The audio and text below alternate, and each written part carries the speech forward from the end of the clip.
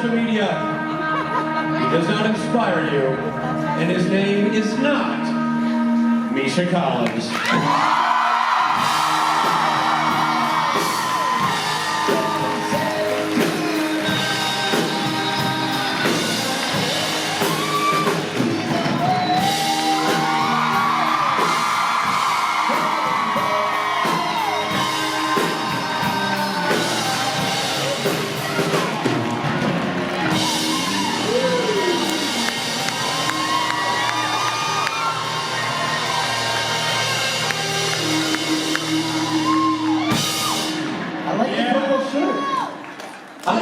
The purple shirt, it's great. Oh, thank you. Yeah, we're in, Prince's hometown. It's very Prince-like. I wore it for that reason. Oh, wow, you You have no idea, did you? You didn't even know we're in Minneapolis. No. He didn't know that Prince Harry had a band until right now. Yeah. So I remember when I was 9 years old going to the movie theater in town and seeing Purple Rain in the theater. Yeah. And then walking home from the theater, it was raining. I walked on the yellow lines in the middle of the road because I thought it was so cool, and I decided I was also going to be a rock star. And here you are. Here you are, a rock star. You've done pretty well. And then then I was going to a new school the next year, and I had my mom make me a purple beret. Amazing. Which I wore on the first day of school, and it was enormous. It wasn't really like a beret, it was like a floppy, Like chef's cap. Like Bob Marley wearing a... and it was velvet purple.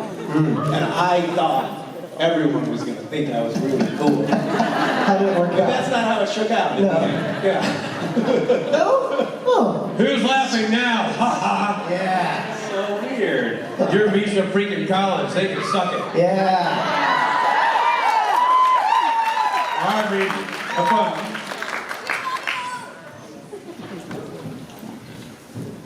They didn't even acknowledge that. We love you. Join the club. I'm pretty sure that was aimed at you, Misha. No, it was for you. It was for you. It was like a goodbye, we love you, and you just ignored it. Well, rude.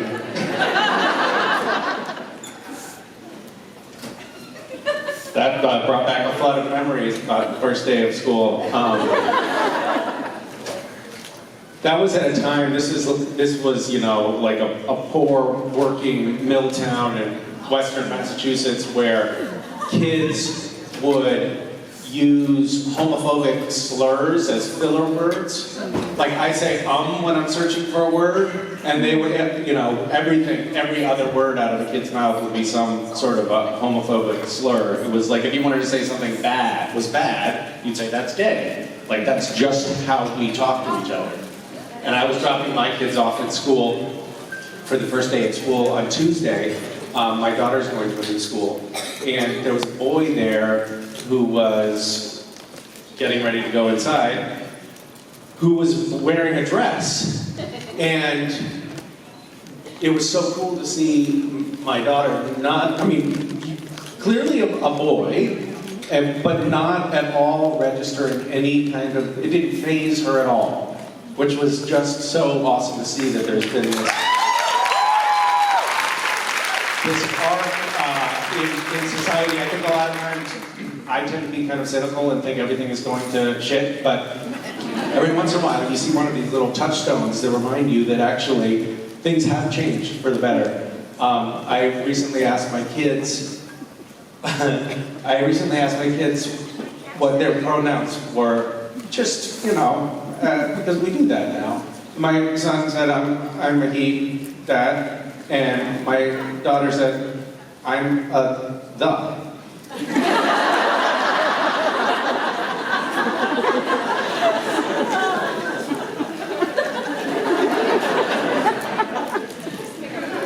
Do you have a question for me? You have me very nervous. I'm sorry. I happen to be wearing my Castiel shirt. You're wearing your Castiel shirt. What a strange coincidence. the chances? And we happened to run into each other. My question is, when you were growing up, what did you want to be if not an actor, and would you still be doing it? Well, didn't I just answer that question? I thought I was going to be Prince when I grew up. Really? This beret that I had my mom make for me was so ridiculous. And it was even worse than I described it because I also was in love with the song My Favorite Things. And so I had her cut out, also in velvet in different colors, My Favorite Things. And sew them onto it. I was 10. Way too old to be going to school with something like that. Anyway. I wanted to sing, yes. I didn't know what I wanted. I really did though, after I saw Purple Rain in the movie theater, I thought I was going to be Prince when I grew up. I don't know that I had an answer for that. I thought I might do, I thought I might grow up to be president. Yay. I actually really sincerely thought that about myself, and it showed that I had a tremendous amount of hubris as a child. I would think, I would be like, oh no, I don't want to do that, because that'll come back to bite me when I'm running for office.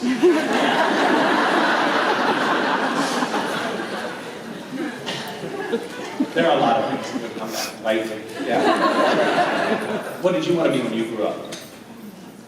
Or what did you want to be when you grow up? When I grew up, I kind of wanted to be an EMT. Oh, really?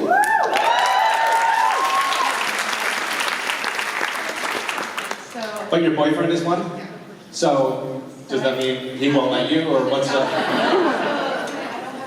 Oh, you don't have to. He can do that, and you can do something else. You can ride his coattails, his EMT coattails. You can essentially be an ambulance chaser. Well, great. Thank you. Hi. Hi, my name is Amanda, and my question is, what would you do if you were given a free 60-second advert during a Super Bowl game? Do you happen to work for a major broadcaster? I could say maybe. Yeah, and it would be a lie.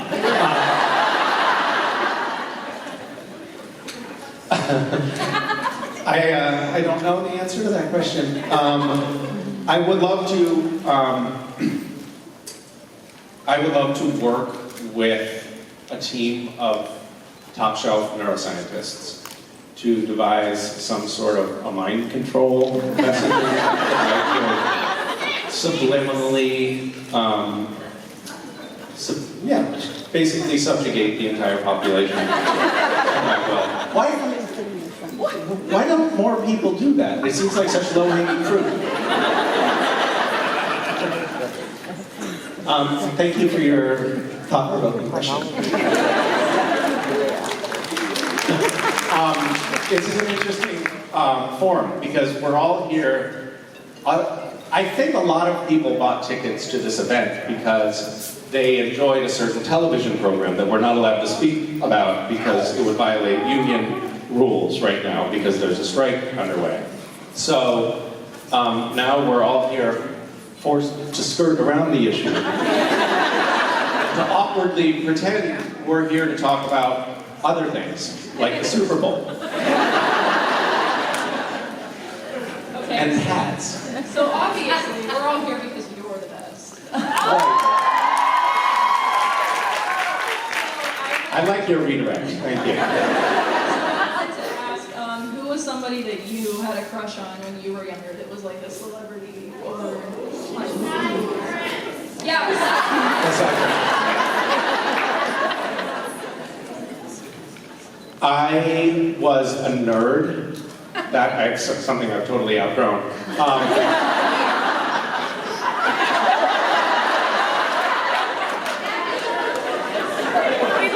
Did something funny happen that I missed? I listened I listened to NPR. Back when I was a child, long before you were born, we would listen to this thing called the radio. And I would listen to NPR all the time. And yes, so good that so many senior citizens made it out.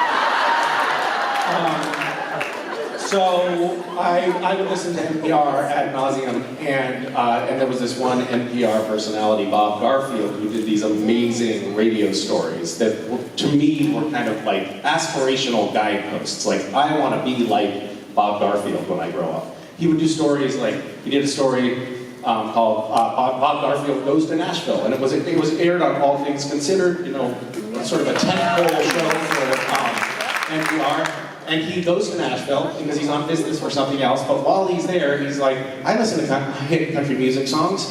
How hard can it be to write a hit country music song? So he goes into a recording studio and says, hey, I'd like to record a hit country music song. And the guy's like, what's it about? And he's like, well, I don't know, it's about playing phone tag and leaving voicemails. And the guy's like, okay, and you are a musician? He's like, not yet. Cut to the end of the 20-minute story, he has Johnny Cash singing his song about leaving voicemails. It's just totally amazing. And he kind of like inspired me about some things related to Gish and a little bit of a mindset thing. Anyway, somebody else asked me a question that you asked, or a similar question. It was like, if you could have lunch with anybody living, who would it be? And I said, Bob Garfield. And apparently his Twitter blew up. And then 2 days later, I got a phone call from Bob Garfield. Yeah. He's now, which is really cool. So, it's awkward now that I'm publicly announcing that I had a crush on him. I want to be kind of maybe not calling me as much. It's okay, I just admitted I had a crush on you. So. What's that? It's okay, I just admitted I had a crush on you. So.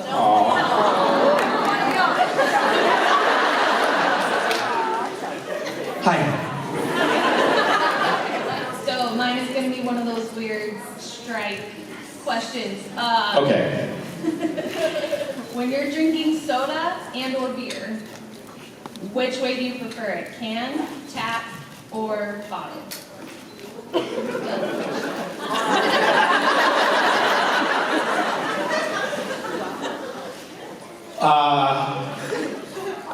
I see. I got confused because I thought it was going to be, I thought you were working your way into, elliptically working your way into a question about the show that we are not speaking about. But instead you asked a question about beverages.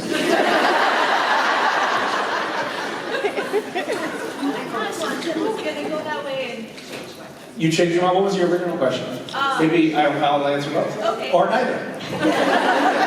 My other one was that on the show that remains nameless, you got to work with Mike Farrell, who was in MASH. Yeah. I was so excited when I watched that.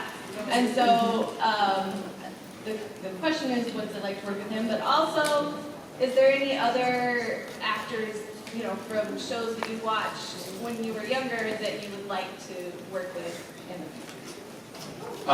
Mike Farrell was a real standout. Sometimes you meet people who, in your mind, are kind of iconic, and he was one of those. And sometimes they're crushing disappointments because they're kind of jerks. And sometimes they're so grounded and down to earth and present and accessible and kind and gracious. And Mike Farrell fell into the latter category, which was really lovely to see.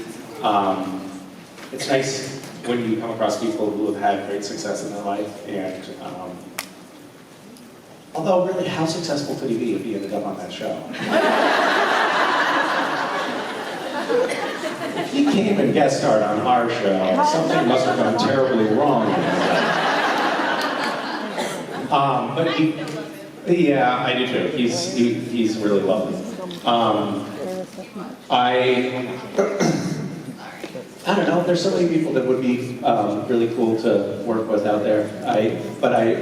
I'm most enamored of people who stay grounded and kind, and it's nice to come across those people.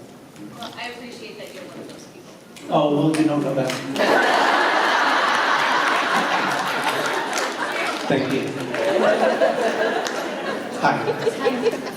I have nieces and nephews, so I know they're kind of like goofy. So I was wondering what the funniest or most out-of-pocket thing your kids have ever said to you is. I don't,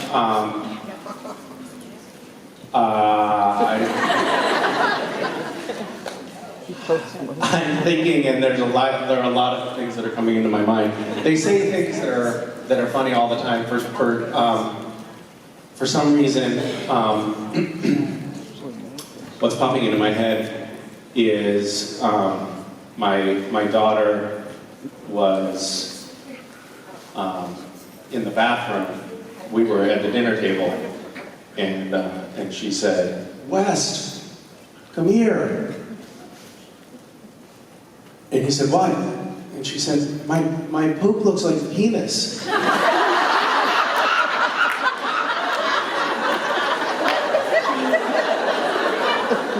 And he said, "No, I've seen that before."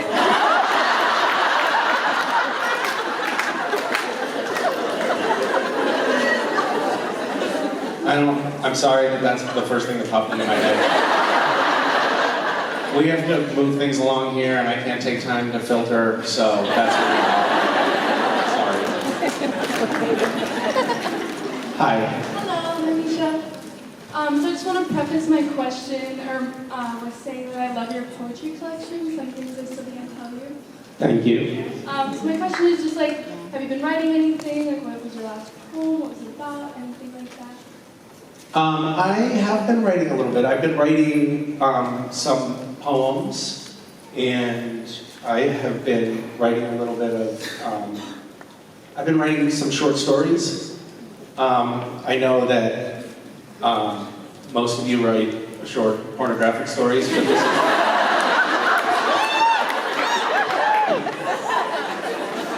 It's a different genre than what you're familiar with. It's just straight up fiction. But that's been really fun for me, and it's not something that I've done. I actually had COVID recently. I'm not bragging, but I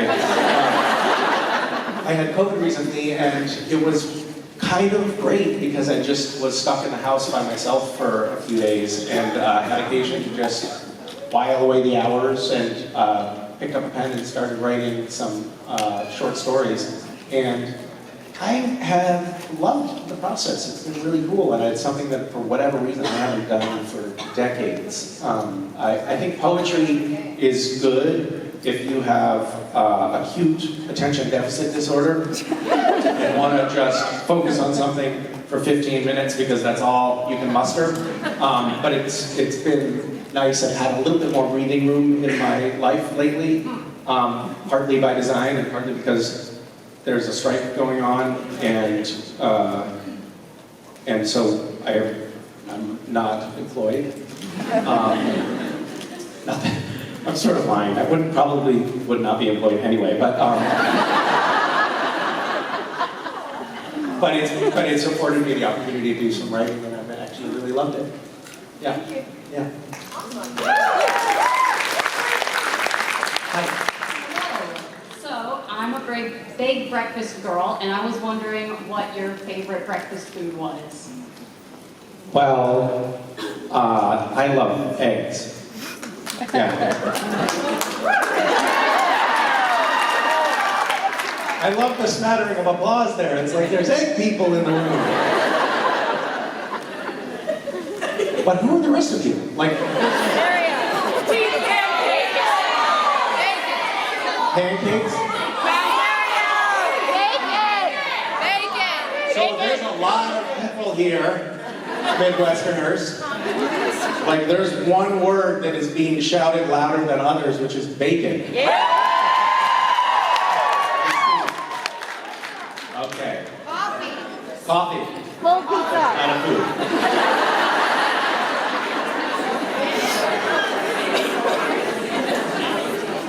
Bacon is delicious. Hell yeah. But it's also murder. So think about that. Eggs are chicken and noodles. I'm gonna never had a crowd turn on me like this.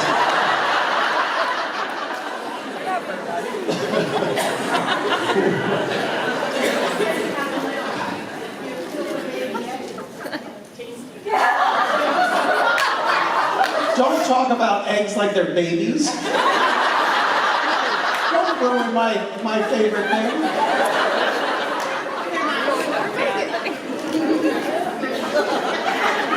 What do you eat for breakfast? I really miss when we could talk about the show.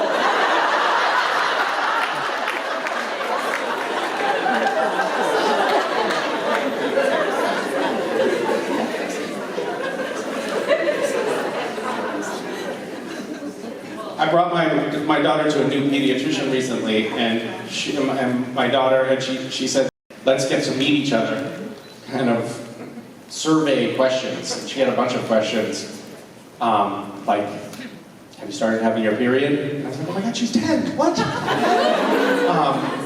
And what did you have for breakfast? She asked her. And Mason said, oatmeal. And at the end of that was it, that was the question. And then at the end of our meeting, she said, so I'd like to have you come back in for a follow-up session, like to talk about nutrition. It sounds like she's not getting enough protein. I was like, wait a minute, you said the survey was, when was the one last meal that she had? Which was oatmeal, which is fine. And now you're extrapolating from that. Well, it doesn't sound like she's getting much protein in her diet. It didn't seem very scientific to me. What did you have for breakfast?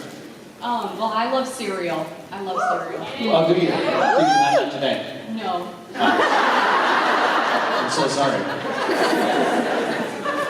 Is there a certain favorite kind of cereal that you have? Just basic Cheerios. Oh, really? You know, that's interesting. I don't have Cheerios in my house. Not as a rule or anything, it's just it's not a food that we eat a lot of. But I was recently cleaning out my car, earlier this week, cleaning out my car, and there were Cheerios all over the back seat. How does that happen? What the fuck is going on? But there are Cheerios all over the floor. I didn't buy them. The kids don't go to the store. Where did they come from? That's possible, actually. Thank you for these very thought-provoking questions. Hi, my name is Mystica, and I have a question. You've come to the right place. The question is, if you've seen any of the Conjuring movies, and if so, which one is your favorite? I have not, I have neither. Conjuring, that sounds scary. Nope. Not interested. I was on a TV show, it was a long-running series that sort of featured ghosts and demons and a couple of underwear models. And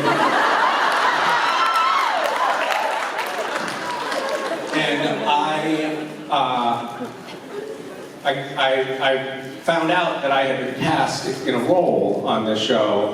It was an angel character. I won't mention the name.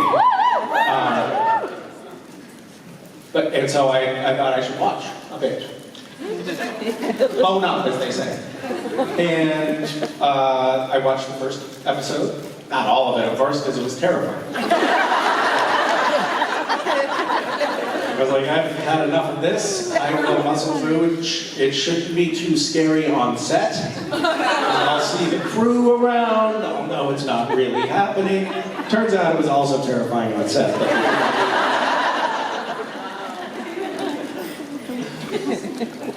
The first scene I had on that show, I was playing this character that had a bit of gravitas. I wish I could explain it to you, but I can't. But he bursts through these barn doors and walks across this room, and there's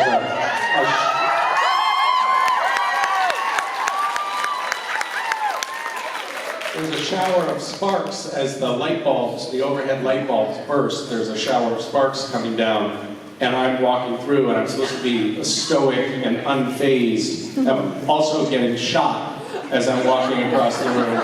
And back then, in the beginning, when I first got on this show, that will remain unnamed, they still used squibs, which is basically, it's actually a real gunpowder charge that's taped to your shirt, on the inside of your shirt. It explodes, and it rips the fabric, and it also has a little bit of blood, makeup blood, in there, so it looks like you've been shot. But it sounds like it's an explosion. It sounds like a gun is going off right on your chest. And it's concussive, and it's quite alarming. And I was trying not to jump every time one of them went off, and also trying not to scream because they wet my hair a little bit, like just as precautionary, just in case some of the sparks lit my hair on fire. So they wet my hair a little bit, and these sparks were coming down, and sometimes they don't calibrate things perfectly. They put too much spark in the explosions. So they came down, and I could hear the sizzling on my scalp. It was like, and it's burning, and I, of course, am imagining like a piece of napalm that won't go out. It's just going to burn into my brain. And I'm trying to walk forward like this as these squibs are going off, and every fiber of my being was trying to jump, wanted to jump and run away, and at the very least, claw my own hair out. But I could do nothing. I just had to be like this. And I sort of had this almost dead in the eyes, zombie-like stare, which was really the establishing look for my character. And then for consistency's sake, I had to carry that on for 12 years. So, I don't know why I told you that story. Because it was scary on set. It actually was scary, right? Thank you. Hi.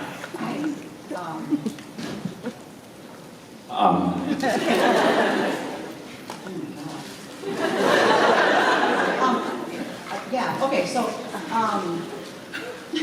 you're a writer, so I wanted to know if you were going to write a romance novel. What would be the plot, the conflicts, the climax, and the resolution to your story? Well, I can tell you what the climax would be.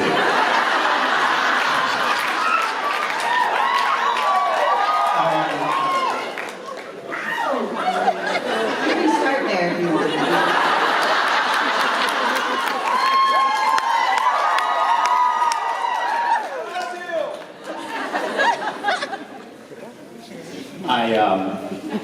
When I first got on that show, that some of you I think have seen, I would go online after an episode, and there was a website called what was it called? Thank you, LiveJournal, where there would be all of these recaps, and all of the superfans would be on this website called LiveJournal, and they'd be talking about how the episode went, and I was basically like looking, I was scraping the data, trying to see, did they like my character or not, and was there any chance that the producers were going to bring me back for another episode? And so I would sort of like skim through after the might I have a career? And somehow, maybe the third or fourth episode that I was on, I was looking at LiveJournal, and I clicked through to something, and I found myself, in some magical little fictional story that involved my character and another one of the characters. If you'd seen the show, you would know, but he's like the grouchy, shorter brother.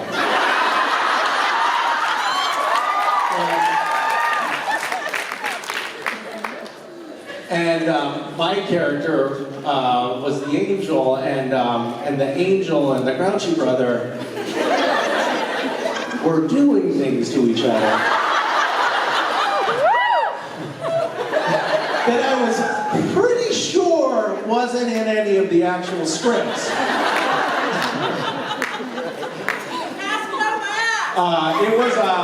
It was a real, like, what the hell is this? And what have I gotten into kind of moment. But apparently that there are more than one of those stories out there.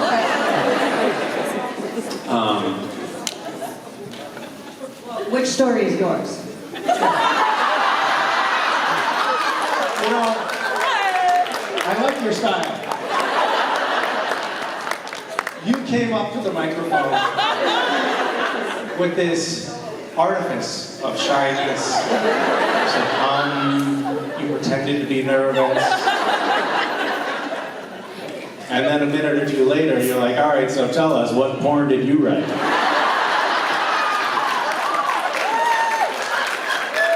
see how you work. Well, I haven't really given this, oh, that's not true. I've given it a lot of thought. But I think that it would be fun to explore the whole world of furries. How many of you are furries? I know there are a lot of furries upstairs. We should be doing some cross-pollination. Half the crowd up to the furry convention and have them come down here as like a cultural exchange.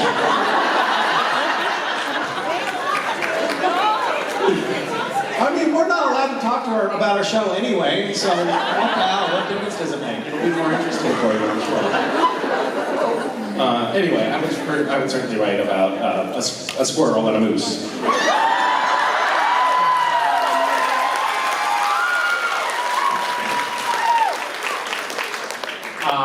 No, don't shake your head at me. They're brothers. Get your mind out of the gutter. I was talking about a squirrel and a moose. Shame on you. Go sit down. Hello, how? All right, I'm going to start off by apologizing. This is Uh-oh. It is not good if you have to start with an apology. Okay, where is this going? This is my husband's question. Sure it is. So he wants to know, if you were given an elephant and you had to keep it, what would you do with it? For example, would you ride it? Would you take it on walks? Would you train it as a battering ram to stomp apart the houses of your mortal enemies? Yes, sir. Wow. I really want to expect to be over.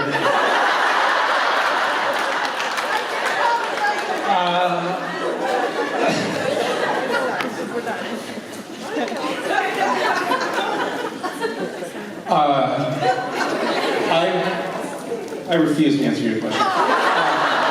But it reminds me of a story. So I got a phone call from the head of publicity at Warner Brothers, and it was like 7 o'clock at night. This was maybe my second year on the show that we don't talk about. And she said, hey, we're like close to winning the People's Choice Award right now, which people have to vote for, but we're behind by a little bit. If you gave it a push on social media, we might like get over the top. It closes in the voting closes in a couple of hours. And so I went online and I said, hey, if we win the People's Choice Awards, I don't know why I said this, Warner Brothers has promised me a rhinoceros. And I will share it with you if we win. And then unfortunately, we did win. And at the time, I still had integrity and felt like I should like keep my word. I don't do that anymore. But then I was like, okay, how can I make good on that promise? So I said, we won. Thank you, everybody. I posted this on Twitter. If you want to redeem your portion of the rhinoceros, please send a self-addressed, stamped, plastic-lined envelope to my P.O. box. And I got several hundred plastic-lined envelopes that showed up in my P.O. box, and I still didn't know what to do with that point. So I called the LA Zoo. And I said, hey, I have a little problem. Could you furnish me with any rhino scat from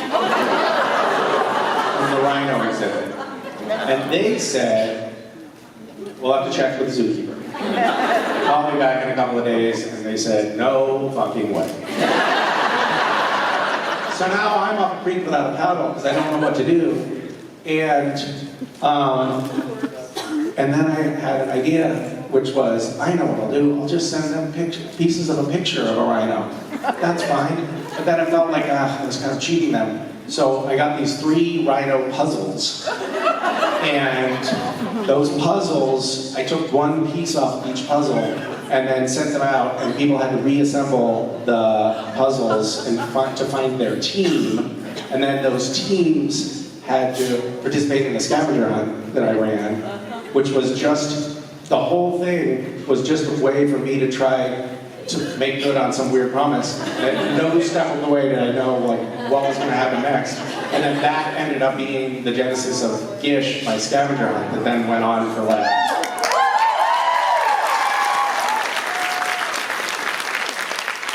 The lesson is, of course, never promise anything. This would be a real disaster. Anyway, you know the artist Banksy? Yeah. Banksy is a very famous sort of graffiti artist, and he had a gallery opening, and he thought it would be cool to bring in a live elephant in for the gallery opening for the audience, and he was basically eviscerated by PETA for having exploited an elephant like that. So I would never do any of the things that you're talking about. I would return the elephant to its natural habitat, like a good person. But what if it's been tamed for like 30 years? That shit's gonna end up, it's gonna die out in the wild because it doesn't know how to survive. Well, if it's gonna die anyway, then I'll make its legs into wastebaskets.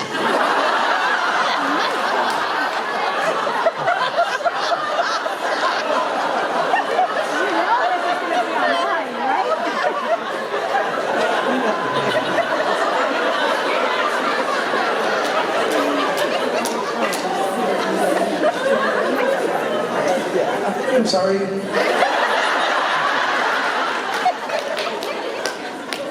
Hi. My preschool class right now. So what has been your favorite art project that your kids brought home from preschool?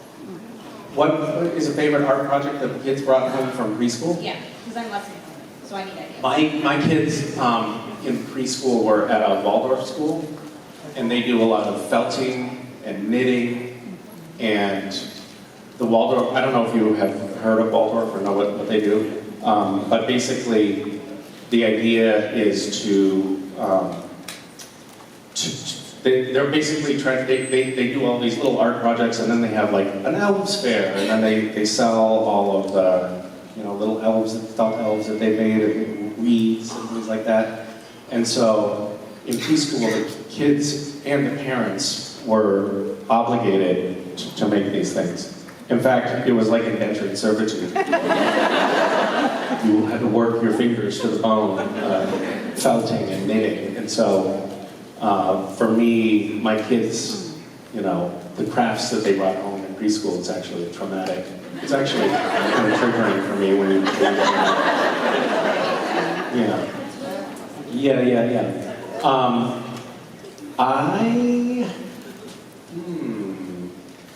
I don't know. What kind of projects are you sending your kids home with? That's the fun part I have to figure out. Well, I used to do a lot of cooking projects with my kids, and I really liked that. It was a lot of fun. But I have a confession. When I used to do those cooking projects, it would be like a big catastrophic mess in the kitchen. And at the time, I employed a lot of housekeeping help, which I don't do anymore. And now when the kids make messes, I yell at them.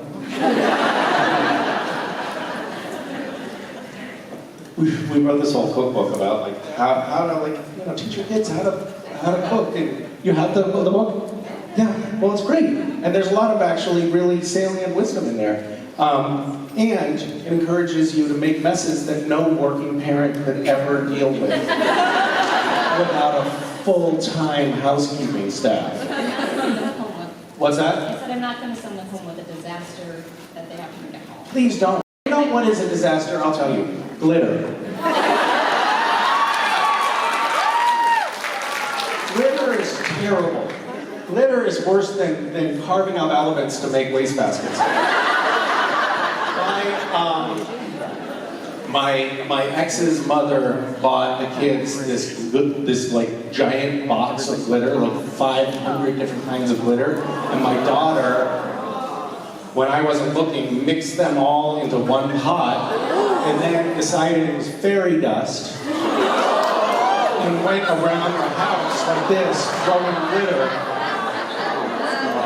And I used to, when I would go to work in the morning, this is no hyperbole, this is a year later, I would go to work and they would do the glitter inspection in makeup. Like, oh yeah, there's a few pieces there. I could never stop having glitter on me. So whatever you do, don't send me home with glitter, and don't do mandatory felting projects for the parents, because it's very hard on them. Thank you.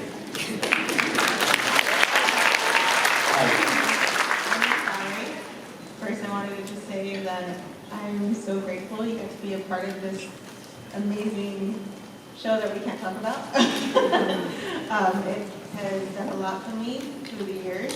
I've been watching it since day one. But before I get all emotional, my question was, which you kind of brought it up, was what was your favorite meal to cook with your kids? My favorite meal to cook, I love making my kids breakfast.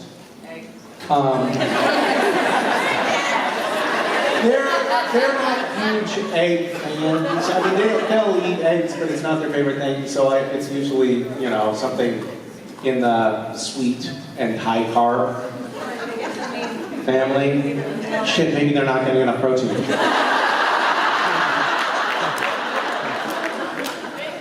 What was your favorite meal that you guys made on your YouTube videos?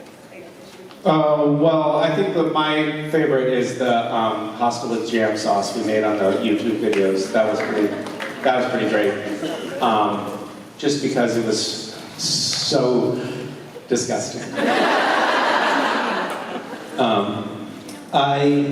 I love it when they're engaged and they're just like participating in the cooking process, and that makes me happy.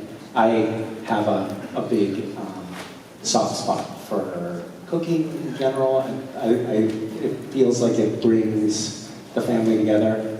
And maybe it's just that I like cooking, and I want everyone else to do what I like.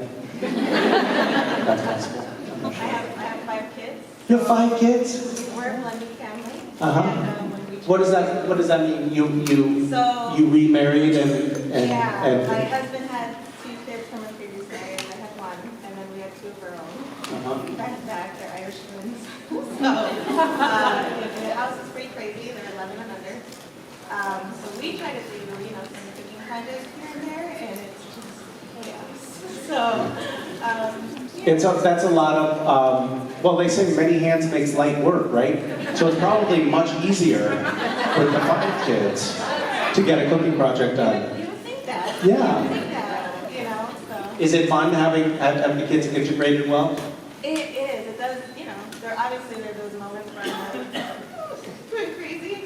But for the most part, it's awesome to see them. And, 2 of them that we don't have half the time, it's cool that they call each other all the time, so they talk to each other every day. So it's like a super that's so awesome sweet. experience. So seeing you do that with your kids, and it's just very inspiring. Well, that's lovely, and your story is inspiring as well. Thank you. Thank you.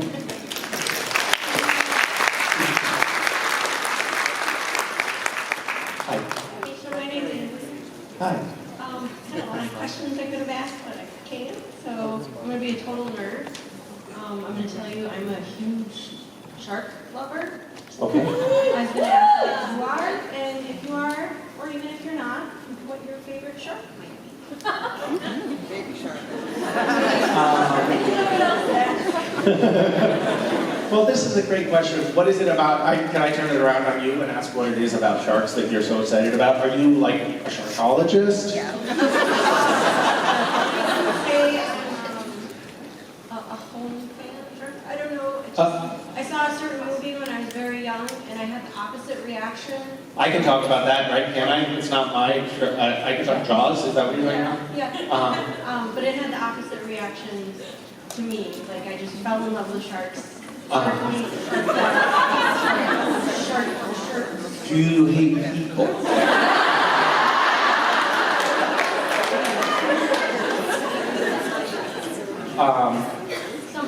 Some. That's a fascinating response. Have you ever dismembered anyone?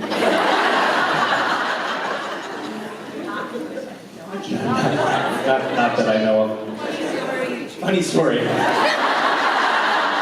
segue. I joke around with my kids sometimes with, to make plans for the future. Don't bury me, don't cremate me, chop me up and feed me to some sharks. That's so sweet. Very sweet. They're not going to? Why are they just disrespecting your wishes?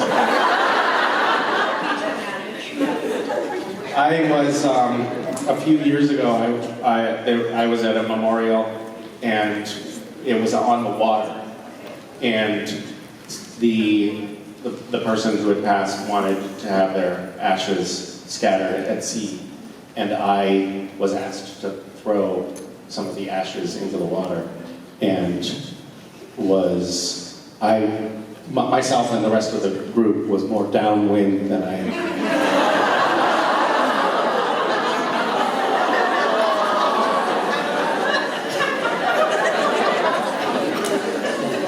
Not all of them made it in the water.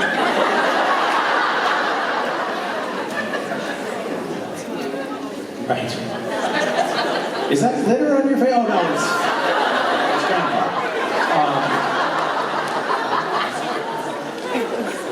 I like whale sharks. Thanks.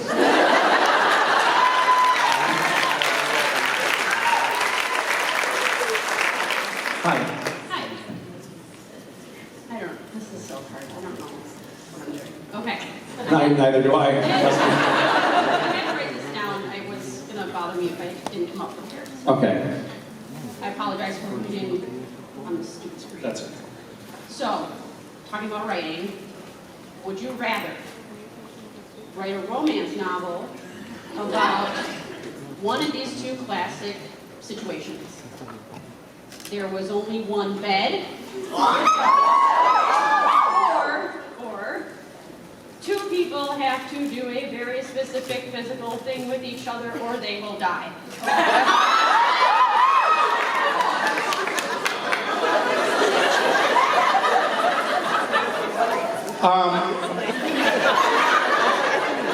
How did you come up with this question? Because at some point, what happened was, you were like, I know what the question is I'll ask Misha. I only have one question I can ask him. I won the lottery and I have the opportunity. What will I ask?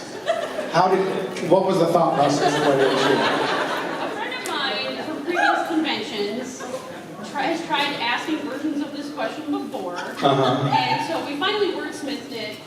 No, this seems finally home, for sure, yeah.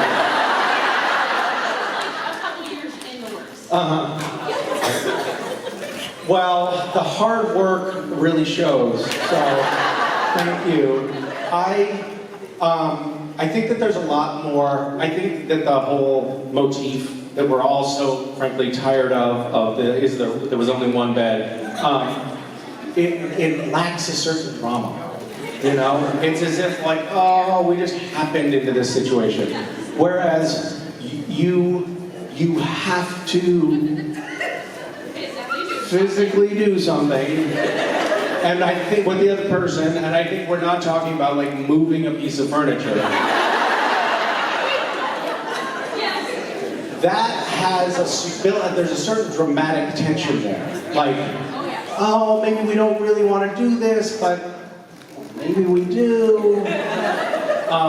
Or how lucky that we get to do this, or which one of us is going to do the doing. You know, it brings up a lot of questions that are more interesting, I think, and have a lot more dramatic potential. So I'm going to go with that option.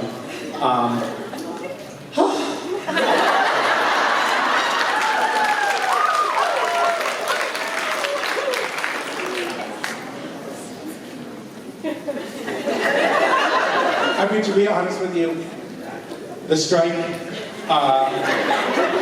there's a part of me that's like, this is actually great, because it's a forced break. I get to spend time with my kids and not feel like I should be trying to drum up work, because there just is no work right now. So I get to savor this time. And I can honestly say, this time that I've spent with you is the first time that I really wished it was over.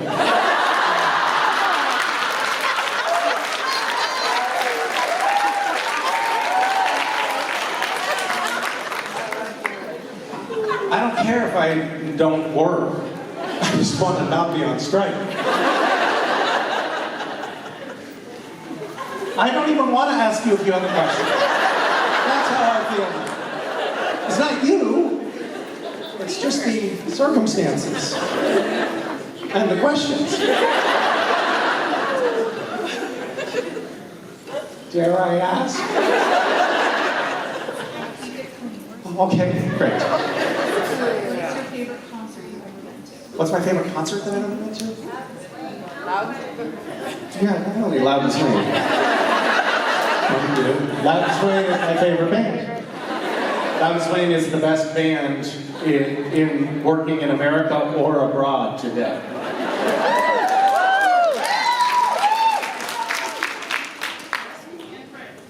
I actually did see Prince in concert. It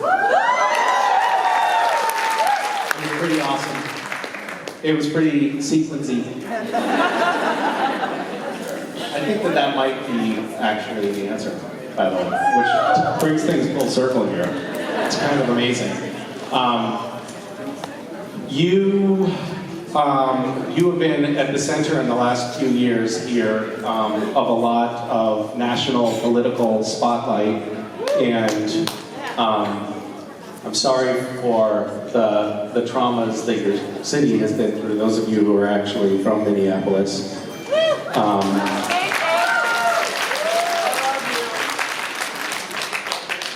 But in another moment of seeing, not being a total pessimist, it does seem like some positive change has come about from the protests that started here in Minneapolis with the George Floyd killing. And so I want to thank your community for being vocal and persistent and for enduring the difficulties that you have. But it's nice to see that there are small ripples of positive change emanating from this center point of the American map. So thank you as well.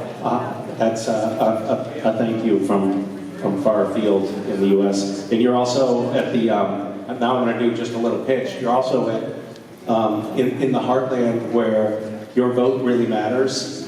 We're coming up on another election year, and I know it gets exhausting and fatiguing, but I would love to just remind you all to make sure that you're registered to vote, make sure that you participate in the process, because entire local agendas could potentially hinge on which way your state votes in the next national election.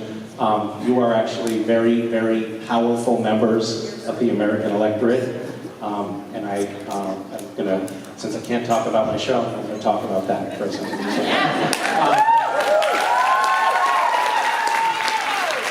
Thank you for tolerating my political diatribe there.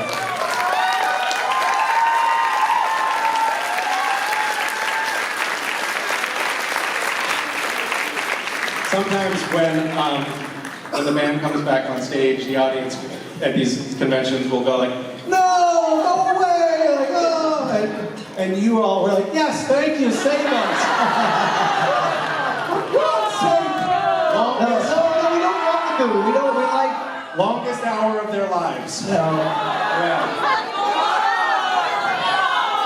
They're just throwing us. It's always great when it becomes a near riotous atmosphere in here with the band. Well, those that didn't fall asleep had seizures. It was a just disaster. So thank you for saving them from me. Ladies and gentlemen, Thank you all.